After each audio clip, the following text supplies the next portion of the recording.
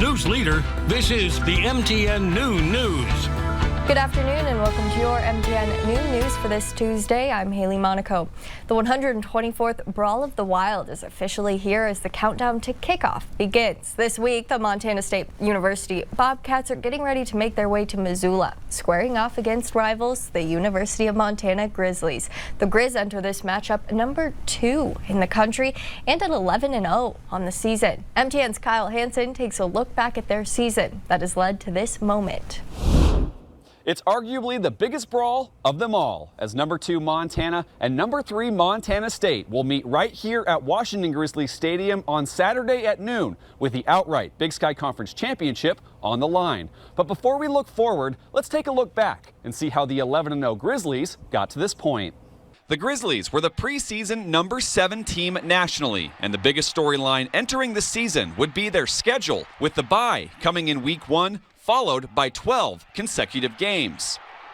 Opened it with a bang over Division II Central Washington and followed that up with a thriller against North Dakota, where the Grizz scored in the final minutes after trailing all game to pick up the statement win. A blowout over Indiana State followed that, which set up a then top 10 nationally televised night game against Idaho, where the Grizz rolled past the Vandals to retain the Little Brown Stein, and the Grizz offense began to solidify itself as one of the best in the FCS. The first road trip of the season was after that, where again the team faced a high-powered offense and adversity from the Bengals, but a breakout game from Michael Wortham lifted the Grizz to a comeback victory in Pocatello. A homecoming date with Cal Poly marked the halfway point, as broke out the throwback copper and gold uniforms. And after beating the Mustangs, Montana welcomed Sacred Heart the next week in a mid-season non-conference contest. That marked 6 home games in 7 weeks. And another win for the Grizzlies. Game 8 brought all the fireworks as Montana traveled to Sacramento State.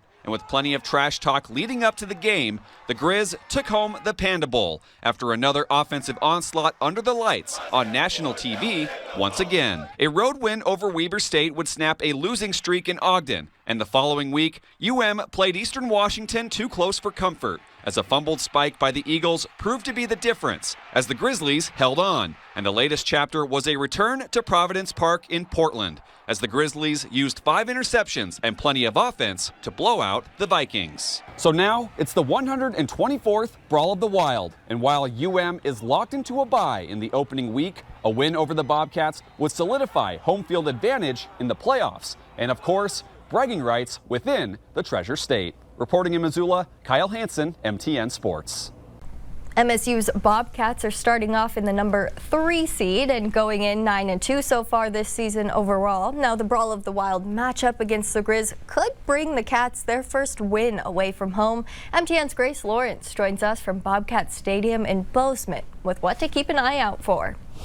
If you want to talk about high stakes, then let's talk about the 124th Brawl of the Wild that will take place on Saturday. High seeding, a Big Sky championship, and bragging rights will all be on the line. Montana State sits at 3rd in the country, 9-2 overall, and will try and grab the first road win in this series since 2018 this upcoming Saturday. Let's see how they got here.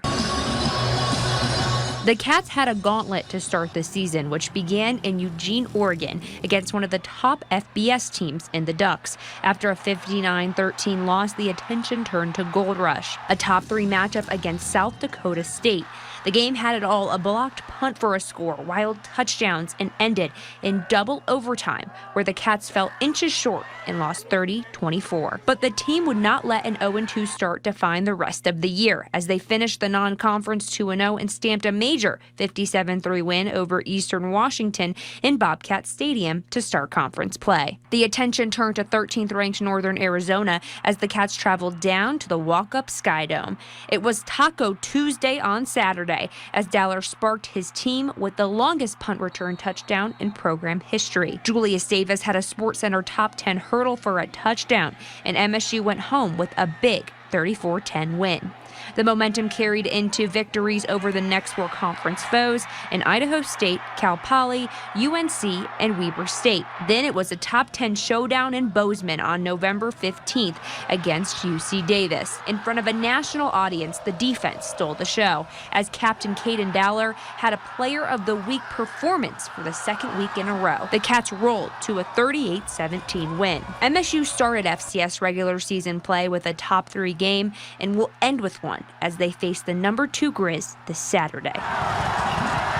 Reporting in Bozeman for MTN Sports, I'm Grace Lawrence. The Brawl of the Wild is more than a high-stakes matchup for the Big Sky Championship. It's a tradition celebrated across Montana, from fans to the animal kingdom. And the staff at Zoo Montana in Billings are even celebrating the occasion. Zoo Montana announced the addition of the zoo's first ever Bobcats for the first time to MTN News this morning. A boy and a girl, both a little less than a year old, were both rescued from northwestern Montana. Now, both of the Bobcats will remain out of the public eye for a bit as they undergo ambassadorship training. With this pair's addition, zoo staff say they are proud to house both Brawl of the Wild members alongside their resident grizzly bears. Now, the zoo is also planning on hosting a food drive starting today as a way to support your favorite team or your favorite animal. You can visit the zoo for free when you bring in a non-perishable food item. The drive ends next Tuesday, November 25th. Finally, mark your calendar as Lander the porcupine is also expected to make his Brawl of the Wild prediction this Thursday. Now, as we plan our week up until game day, fall is set to try to make a comeback. Here's meteorologist Miller Robson with what you can expect.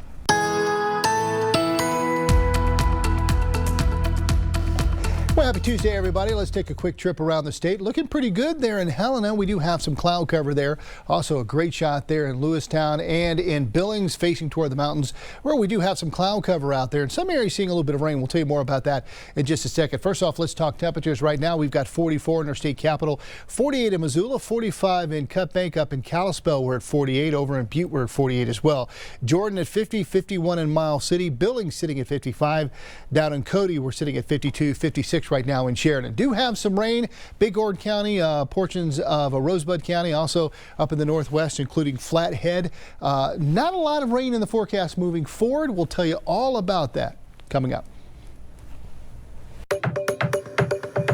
As we've reported, the FAA has lifted nationwide flight restrictions, clearing the way for smoother travel heading into the holiday next week. And over the past few weeks, travel plans have been up in the air as the FAA temporarily capped the number of flights because of a nationwide shortage of air traffic controllers. Helena didn't face staffing issues itself, but some of the major airports it connects through did, and that caused ripple effects for local travelers. Passengers even looked ahead to the holiday season, unsure if their travel would be impacted that far in advance. Helena alone saw 4 cancellations during this time and a few delays, which had passengers flying in and out of Helena a bit worried. There was a lot of anxiety because I'm meeting my medical team in Krakow, Poland, and so it would have been a disaster if we couldn't get out. Operations at the Helena Airport, as well as in Bozeman and Billings, are already back to normal. A fresh step forward for Billings nonprofits after weeks of local organizations making headlines over mishandled funds. Efforts are now underway to restore public confidence. The Billings Chamber and 2 other local groups are stepping in, pledging to rebuild trust through transparency and stronger oversight. MTN's Isabel Spartz reports on how they plan to do it.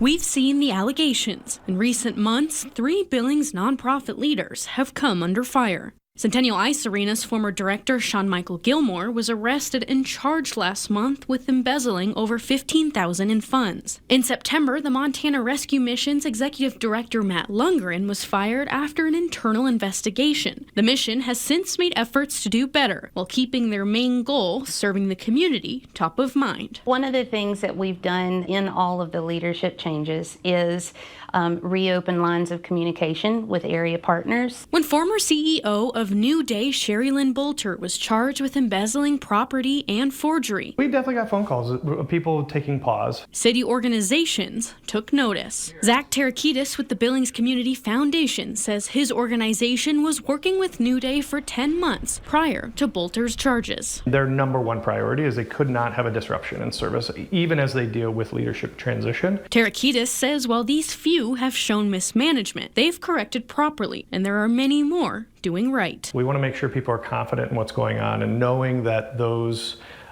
missteps are being taken care of internally with those organizations. It's those situations that prompted the Foundation, the Billings Chamber, and United Way to all write an open letter Friday as a way to address the concerns that the community may have surrounding nonprofits. In most cases, it's not the good work that they're doing that's the problem, it's just that they don't understand a certain aspect of their nonprofit structure. The three are working together to offer more trainings, tools, and education opportunities on top of resources they already offer. We're going to start working directly with board executives to make sure those board executives have the tools they need to understand nonprofit finance, building their endowments. Thanks to a large grant, it's all free of charge. It's a step in the right direction and a step towards bringing back public trust in a sector that does so much for our community. Keep encouraging people to come out and support, and I think the number one is just get involved. Be involved, you'll know what's happening, and that's where we really need our community to always step up. In Billings, Isabel Sparts, MTN News.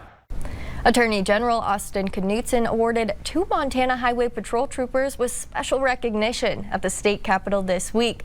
Trooper Jordan Golick has been with MHP for 12 years and is ending his career with the agency's highest honor. On Monday, Trooper Golick received the Award of Valor for his life-saving efforts in August of 2024.